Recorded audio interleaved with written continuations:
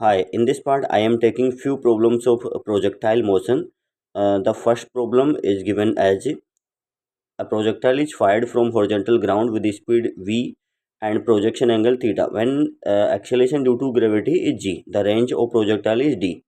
And if at highest point of its trajectory, the projectile enters a different region where effective acceleration due to gravity is g dash, that's g divided by 0.81, and new range d dash is n times d. Then we need to calculate the value of n. तो यहाँ पे problem कुछ ऐसा given है कि ये आपके पास में प्रॉब्लम है। इसमें अगर मैं ट्राई करता हूँ यहाँ से ओ टू ए वाला ये रीजन, इधर जो वैल्यू है वो जी की वैल्यू आपके पास में है जी है, और इधर वाले रीजन में जी की वैल्यू जी डैश हो जाती है, and G dash is given G divided by 0.81, so that's G divided by 0.81। Basically देखिएगा, अगर जब ग्रेविटी की वैल्यू अपने पास जी है throughout, in that case range होगा u x into t, यही रहेगा। अगर इधर वेलोसिटी का कंपोनेंट्स हम करेंगे तो ये अपने पास net projection speed u, then x component and y component यही होंगे। तो रेंज होगा u x into t. But जब हम यहाँ पे एक दूसरे रीजन में एंटर कर जाता है जहाँ पे जी की वैल्यू चेंज हो गई है इस वाले रीजन में, तो यहाँ से यहाँ तक का जो टाइम होता है और यहाँ से यहाँ तक का टाइम अब इक्वल नहीं होगा, अनइक्वल हो जाएगा। हमें पता है कि अगर जी की वैल्यू थ्रू आउट सेम होती, जैन यहाँ से यहाँ तक का टाइम या यहाँ से यहाँ तक के टाइम को √2h/g से नोट कर सकते थे, जहाँ पे h मैक्सिमम हाइट होगा। अगर h मैक्सिमम हाइट है तो ये वाला और ये वाला सिमेट्रिक होता था। तो ये वाला टाइम तो अभी भी कितना होगा, √2h/g रहेगा, बट ये वाला चेंज होगा बिकॉज जी की वैल्यू जी डैश हो गई। तो टाइम फॉर ओ ए, ये तो t/2 ओरिजिनल टाइम पीरियड की टर्म में। एंड अगर यहाँ पे देखेंगे टाइम फॉर अपने पास में ए बी, तो यहाँ पे मैंने रेशियो कैलकुलेट किया। एक्चुअल में क्या होगा, एच तो दोनों पार्ट के लिए सेम ही है, ये जी की वैल्यू डिफरेंट होगी, और टी अपने पास में inversely proportional to √of g है। तो मैं यहाँ पे बोल सकता हूँ time from a b to time from o a, वो आपके पास में आ जाएगा g dash divided g divided by g dash. And यहाँ से क्वांटिटी कितनी होगी, जी डैश की वैल्यू आपको गिवन है जी डिवाइडेड बाई 0.81, तो ये आ जाएगा आपके पास √0.81 एंड दैट्स 0.9। तो इधर आपके पास टाइम अगर t/2 है तो इधर का टाइम कितना हो जाएगा आपके पास t/2 इंटू 0.9। देखिए इस कैलकुलेशन पे आते हैं, time from a to b कितना होगा 0.9 into time from o to a. अब जो न्यू रेंज होगा वो कितना होगा, r dash will be u x into t/2 for half time period, for half time period u x into t, and remaining के लिए that t/2 the other time, time from a to b into again u x, speed तो वही है u x इधर। तो ये देखिएगा you x into t/2 plus you x into t/2 into 0.9, ये वाला टाइम फ्रॉम ओ टू ए अभी भी कितना है t/2। सो आर डैश कितना होगा, u x into T common ले लिया, या ओरिजिनल रेंज है, मैंने डी के बजाय आर से रिप्रेजेंट कर दिया यहाँ पे, और ये 1/2 प्लस 0.9 डिवाइडेड बाई 2, तो 0.95। आर डैश कितना होगा 0.95 इंटू आर, सो एन आपके पास 0.95। वहाँ पे डी की टर्म में थोड़े सिंबल चेंज होगा, इसको आप देख सकते हो।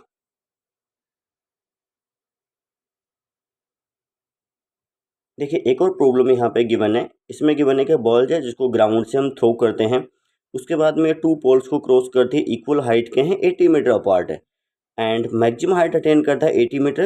When ball passes through the first pole its velocity makes angle 45 degree. तो यहाँ पे दोनों पोल सेम हाइट के हैं, तो प्रोजेक्टाइल में जब तक हॉरिजॉन्टल में एक्सीलरेशन नहीं होगा प्रोजेक्टाइल अपना सिमेट्रिक रहेगा। तो बेसिकली कुछ ऐसा केस रहा होगा कि यहाँ से जब प्रोजेक्ट किया यहाँ पे, तो ये दोनों जो पोल हैं वो सिमेट्रिक रहे होंगे पैराबोला के। हम यहाँ पे सेंटर का आउट देखें तो ये ऐसा कुछ पोल्स रहे होंगे, तो ये अपने पास में सिमेट्रिक रहे होंगे कि ये डिस्टेंस अगर x है देन ये डिस्टेंस भी कितना होगा, x होगा। अगर ये डिस्टेंस इधर से y है तो बेसिकली ये भी y होगा, सिमेट्रिक रहे होंगे, तभी ऐसा पॉसिबल हो सकता है। यहाँ पे गिवन है अपने को कि प्रोजेक्टाइल जब 45 डिग्री पे मूव कर रहा है, जब इस पोल को क्रॉस करता है, तो 45 डिग्री पे मूव करने का मतलब कि वी एक्स और वी वाई क्या हो गए, इक्वल हो गए। वैसे यहाँ पे वेलोसिटी अगर हम यू एक्स कंसिडर करें और यहाँ पे यू वाई कंसिडर करें, देन हमें पता है कि अगर एक्सेलेरेशन इन एक्स डायरेक्शन 0 है देन आपके पास में यू एक्स या वी एक्स अपने पास सेम ही रहेगा, एक्स डायरेक्शन की वेलोसिटी अनचेंज रहेगी। तो चलिए इसके सॉल्यूशन वाले पार्ट पे हम आते हैं। सॉल्यूशन वाला पार्ट मैंने यहाँ पे रखा हुआ है, देखिएगा यहाँ पे रखा कि ये अपने पास यू एक्स यू वाई फिर U X because V X इतना ही रहेगा, एंड यहाँ से वी वाई ये वैल्यूज आ गई। जब ये यहाँ पे आएगा तब भी क्या होगा, सिमेट्रिक है, तो यहाँ पे वेलोसिटी की डायरेक्शन चेंज हो चुकी होगी, वाई डायरेक्शन का रिवर्स हो चुका होगा, वहाँ पे अपवर्ड होगा, एक्स डायरेक्शन स्टिल कितना होगा यू एक्स ही होगा। तो यहाँ पे 45 डिग्री पे चल रहा था, यहाँ पे 45 डिग्री पे ही चल रहा होगा।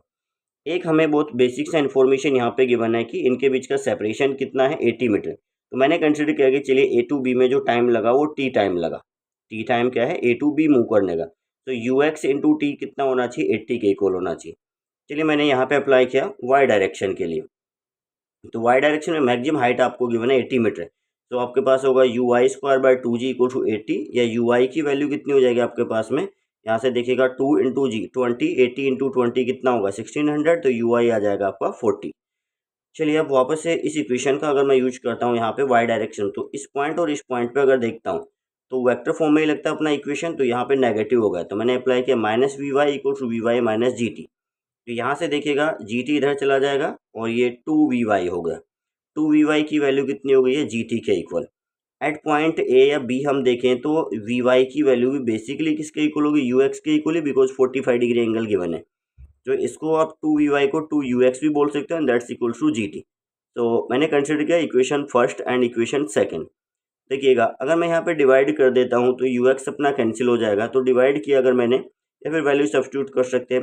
मैंने यहाँ पे डिवाइड किया तो ये value T divided by two कितना हो जाएगा, 80 डिवाइडेड बाई जी टी, ये वैल्यू आ गई। यहाँ पे इक्वेशन बेसिकली,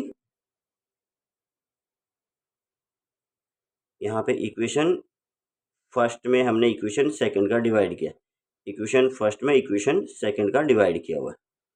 देखिएगा इसके बेसिस पे जब हम देख रहे हैं तो ये अपने पास वैल्यू आ गई टी स्क्वायर हो जाएगा इधर 80 इंटू 260, 60 बाई आपके पास में जी, दैट मीन 16, 16 का रूट 4, तो 4 सेकंड आ गया। तो एक अपने पास में आ गया कि यहाँ से यहाँ तक जाने का टाइम कितना होगा, 4 सेकंड। इसमें जो क्वेश्चन से अपने पास कैलकुलेट करना था कि ए टू बी में, या मतलब एक पोल से दूसरे पोल में टाइम कितना लगेगा, टावर इन पोल्स की हाइट कितनी होगी, रेंज कितनी होगी, एंगल ऑफ प्रोजेक्शन कितना होगा। तो देखिएगा टाइम पता लग गया है, टाइम पता लग गया है अपने पास में। वी वाई पहले कैलकुलेट कर चुके थे 40, इस इक्वेशन में अगर पुट करेंगे तो U x into 4 equal to 80, U X कितना आ गया 20। एंगल ऑफ प्रोजेक्शन कितना होगा, यहाँ से टेन थीटा कैलकुलेट करेंगे u i upon u x, तो tan theta u i upon u x to theta tan inverse two. Range का फॉर्मूला एक ये होता है, ये रेंज की value u x into t time of flight, और टाइम ऑफ फ्लाइट होता है 2 u/g। तो अल्टीमेटली कितना हो जाता है 2 times you x into u/g, ये आ जाएगा आपका 2 टाइम्स यू एक्स अभी कैलकुलेट किया हमने 20, ui कितना था 40, ये 160 आ गया। फिर अगर टावर का हाइट कैलकुलेट करना है तो उसके लिए देखें कि अब यहाँ से यहाँ तक का टाइम कितना रहा होगा।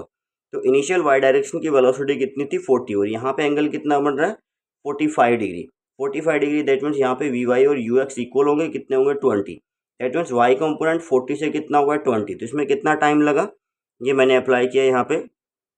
ये वैल्यू 20 इक्वल्स टू 40 माइनस 10 into time from o to a, time from o to a, तो ये 2 सेकंड आ गया। अब मैंने सेकंड इक्वेशन लगा दिया, y equal to u i t plus half a y into t square. देखिएगा y equal to u i t plus half a y t square, 40 into two initial y direction velocity half g t square 20, 80 metre. तो poles का height कितना होगा 80 metre.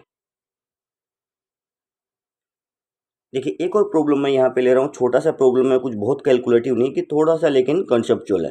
इसमें problem है कि एक ball है, उसको हमने थ्रो नहीं किया, हमने रिलीज कर दिया सर्टेन हाइट से।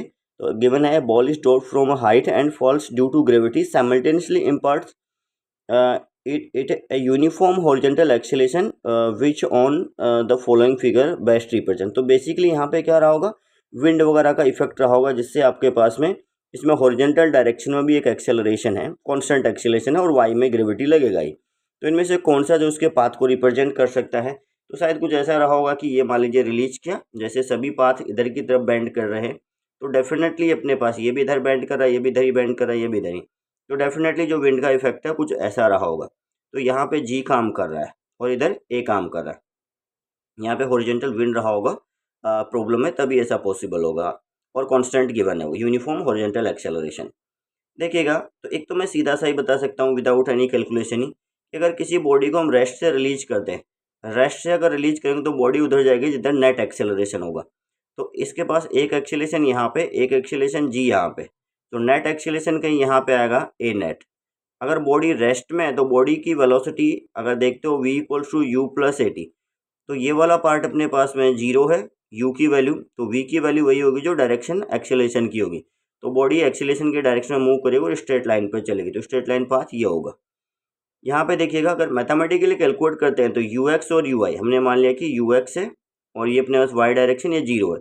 ए एक्स एक्स में एक्सीलरेशन हॉरिजॉन्टल में कितना विंड का इफेक्ट है और वाई डायरेक्शन में जी, तो मैंने एक्स कैलकुलेट किया कितना हो गया u t plus half a t square, y calculate किया u t plus half a t square, g apply किया।